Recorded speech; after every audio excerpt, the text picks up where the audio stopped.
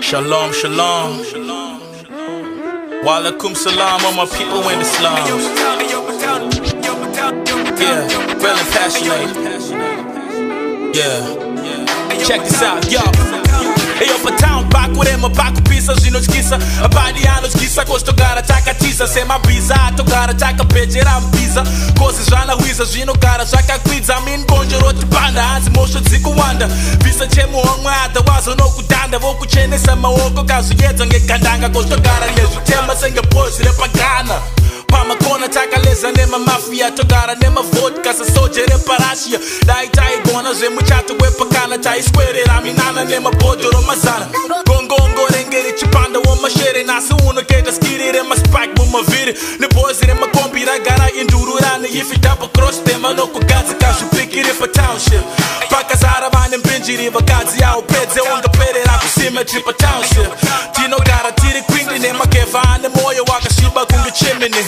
whiskey and them contradictions. We got a lot of things, you know, damage on my kidneys. Bronclear, Mary Jane, nekuchekesa paketo rangu nyama girls raturi kutengesa ndajekesa situation yakataika kana pakadai gwaji racho rimbo pasika asika nekambo ito zvema bars nimbo donedza mavesi samporofita malakai kuyangu zvinhu zvitirema zvichirwadza Harare is the place God is giving me grace kuyangu zvinhu zvitirema zvichirwadza Harare is the place God is giving me grace kuyangu zvinhu zvitirema zvichirwadza Harare is the place God is giving me grace kuyangu zvinhu zvitirema zvichirwadza Harare is the place God is giving me grace vanozviketa tinogara tine machisi nedry mouth inorapwa nemaranjisi tine chimwe chakawandiswa musokisi ndichidropa mavhesi zvamufundisi tine girls rine skiri rinobohwa vanoda kuzvichenesa unge ganda remabhuwa apo ndiyo timi inorohwa nemabhiya asande kukereke twakushumira ukwaya vaya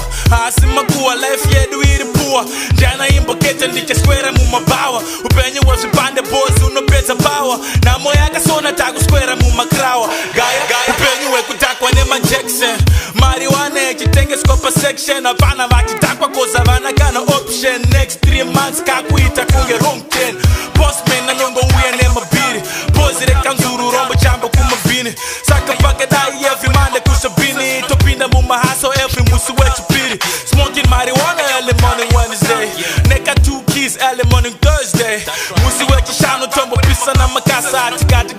Saturday kupasa vanotisema vana basa ukada kuti saiza boys racho rokubaza anorisaiza iri pattern indiyani kostakara tovasemesa isokwete zvembijana